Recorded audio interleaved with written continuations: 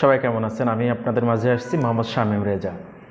আমি আজকে আপনাদের বিষয়ে যে বিষয়ে আলোচনা করতে যাচ্ছি সেটা হচ্ছে যে আগুন, মানুষের শরীরে যদি আগুন লাগে সে আগুন কিন্তু মানুষকে ক্ষতি করে, কিন্তু এমন কিছু আগুন আছে যে মানুষকে ক্ষতি করে না, সে আগুন মানুষকে তার লক্ষ্যে পৌঁছাতে সহায়তা করে।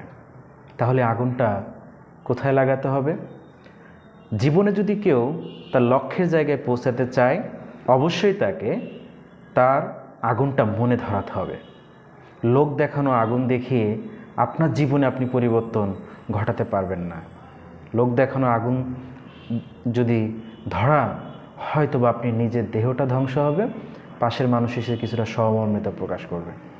কিন্তু আপনি যদি মনের ভিতরে আগুনটা ধরাতে পারেন, সে আগুনটাকে না নিভানো পর্যন্ত, যদি আপনার লক্ষ্যে পৌঁছানো পর্যন্ত আগুনটা জ্বলতে থাকে, অবশ্যই আপনি আপনার সেই স্বপ্নের জায়গায় পৌঁছাতে পারবেন। তাহলে প্রত্যেকটা মানুষের উচিত তার লক্ষ্যে পৌঁছানোর জন্য মনের ভেতরে আগুন ধরানো, যে আগুন তাকে তার লক্ষ্যে পৌঁছাতে সহযোগিতা করবে। আমরা প্রতিনিয়ত অনেক স্ট্রাগল করে যাচ্ছি, অনেক নতুন নতুন বিজনেস আমরা দাঁড় করাবো বলে চেষ্টা করতেছি, কিন্তু আমরা অনেকের সাথে আলোচনা করতেছি, পরামর্শ করতেছি, কিন্তু আমি আমার লক্ষ্যে পৌঁছানোর কাজ শুরু করতে পারতেছি না। তো আজকের থেকে আলোচনা বাদ দিন, নিজের ভেতরে একটা শক্তি সঞ্চয় করুন, নিজের ভেতরে, অন্তরের ভেতরে একটি আগুন জ্বালিয়ে দিন। দেখবেন অন্তরের ভেতরে যে আগুনটা জ্বলবে, সে আগুন আপনাকে সামনের দিকে নিয়ে যেতে তাড়িত করবে।